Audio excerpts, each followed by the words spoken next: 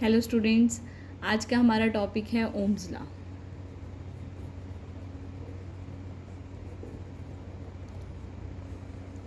तो firstly Ohm is a scientist. ये एक साइंटिस्ट थे।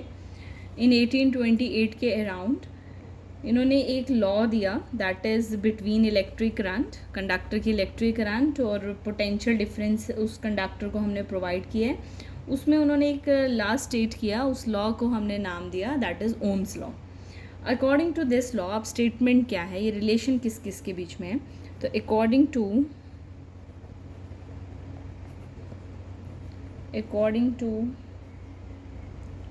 ओम्स लॉ, द करंट, जो करंट है, it is denoted by I.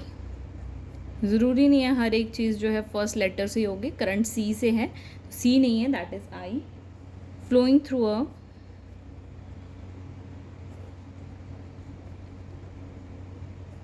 through the conductor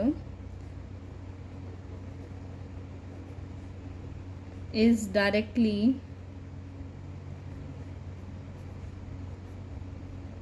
proportional to the potential difference, that is voltage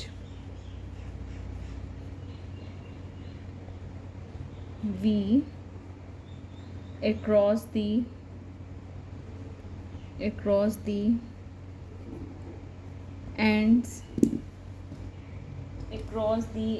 ends of the conductor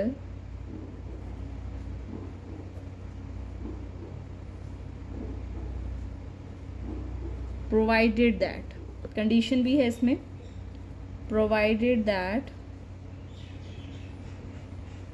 temperature,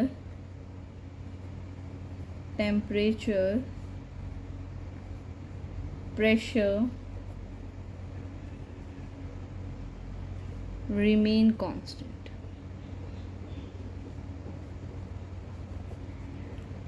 तो क्या बोल रहा है ये लॉ?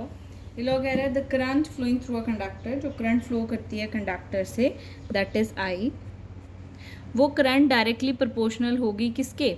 पोटेंशियल डिफरेंस के। तो it is directly proportional to potential difference across the end of the conductor, provided that, condition क्या है, टेम्परेचर जो है वो कांस्टेंट रहना चाहिए, प्रेशर जो है वो कांस्टेंट रहना चाहिए। इसका मतलब क्या है डायरेक्टली प्रोपोर्शनल का? अगर हमारी करंट इंक्रीज़ करती है, if current is increasing, current अगर इंक्रीज़ करती है तो पोटेंशियल डिफरेंस भी क्या करेगा? इंक्रीज़। अगर करंट डिक्रीज़ कर रही है तो पोटेंशियल डिफरेंस भी क्या करेगा? डिक्रीज़। तो हमारे पास V इज़ प्रोपोर्शनल टू क्या आ गया? दैट इज़ आई। घर पे आपके पास ट्रांसफार्मर है तो आप उसे आप स्टेप अप करते हो, मींस उसकी वोल्टेज बढ़ाते हो, तो घर में करंट का फ्लो क्या हो जाता है? इंक्रीज़ हो जाता है। जो बल्ब पहले डिम ग्लो कर रहा था वो क्या करता है? बड़े अच्छे से ग्लो करता है। तो पहले डिम चल रहा था, तो it means when the potential difference is increasing, voltage is increasing, current is also increasing. तो करंट भी तब क्या करती है? इंक्रीज करती है। तो हम इसे लिख सकते हैं दैट इज, और इसी को हम ऐसे लिख सकते हैं V is proportional to I. अब V is equals to proportionality हटाओगे तो एक कांस्टेंट आएगा, उस कांस्टेंट का नाम हमने रख लिया, उसको डिनोट किया R से। तो where R is the constant proportionality, ये जो हमने साइन लगाया है, this is known as proportionality, is a constant of proportionality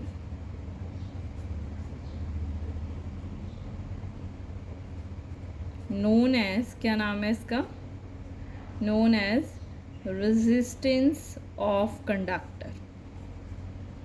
तो इसे, इस कांस्टेंट का नाम हमने क्या दिया है?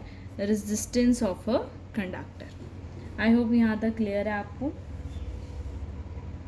अब ओम्स लॉ को एक्सपेरिमेंटली वेरीफाई करना हमारे 10th क्लास के सिलेबस में है, तो हम इसे देखेंगे। Verification of Ohm's law, verification of ohms law, तो ये आपने प्रैक्टिकल भी किया होगा लैब्स में। तो वेरिफिकेशन ऑफ ओम्स लॉ में क्या आएगा? वी कंसीडर अ कंडक्टर, हम एक कंडक्टर ले लेंगे, late it B this one is your conductor, ये हमारे पास कंडक्टर है, कंडक्टर का नाम लिख लेते हैं X Y. X Y is a conductor. इसके अक्रॉस हम एक वोल्ट मीटर लगा लेते हैं. लेट इट बी, इसके अक्रॉस एक वोल्ट मीटर लगा लिया.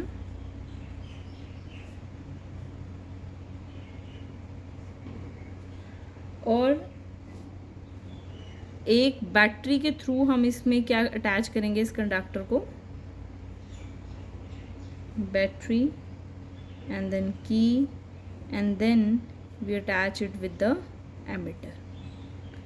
Voltmeter is a device used to calculate potential difference, और A मतलब ammeter is a device used to calculate electric current. ये पॉजिटिव नेगेटिव हमने इसमें अटैच कर दिया. ये हमारी सर्किट डायग्राम है. We know that this one is your positive, this is your net negative, this is your battery, this one is your key. V is for V पे हम क्या बोलेंगे, that is your voltmeter. V हमारे पास क्या है, V is your voltmeter and A is your ammeter. A is your ammeter. I hope ये बात क्लियर हो गई है. X Y is your conductor. अब वेरिफिकेशन क्या है, Ohm's law can be verified by, हम लिख सकते हैं can be verified bye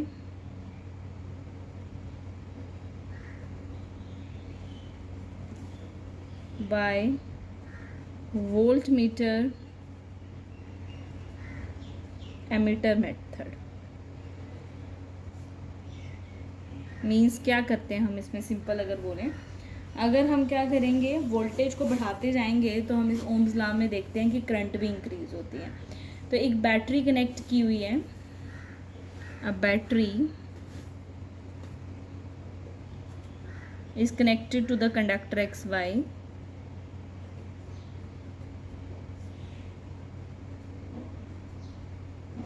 x Y through, किसके थ्रू हमने किया, एक रेहोस्टैट भी लगाना चाहिए था. यहाँ रेहोस्टैट अटैच कर देते हैं. Rheostat, that's is known as rheostat. Rheostat through X Y, through a रिहोस्टैट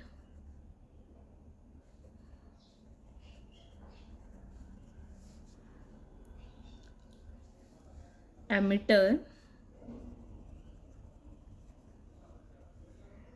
and key. Volt meter एक क्रॉस लगा है conductor X Y.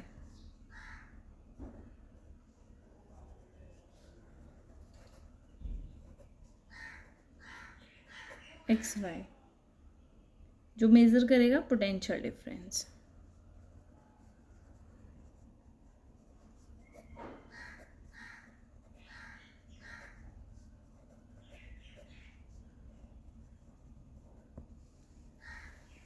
When the key is closed, अब देखते हैं होगा क्या.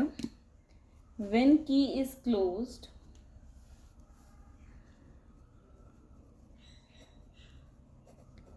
key, this one is your key K, is closed, current pass करेगी. The current I passes through conductor.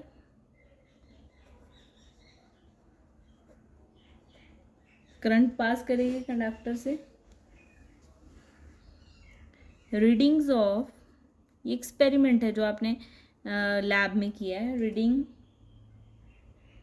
Of voltmeter, practically आपने इसे करके देखा है.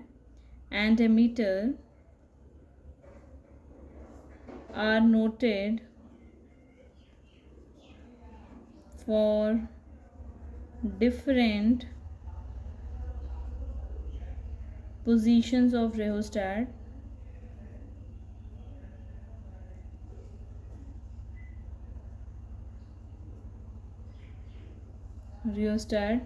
It is observed that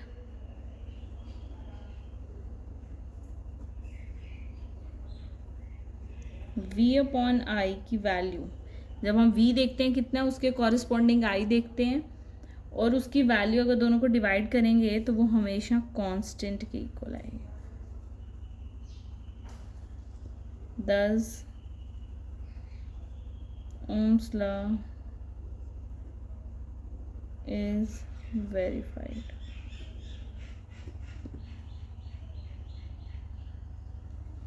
Now next, VI graph between voltage and current, जिसे VI characteristics भी कहते हैं, graph between V and I, potential difference and current के बीच में क्या ग्राफ है।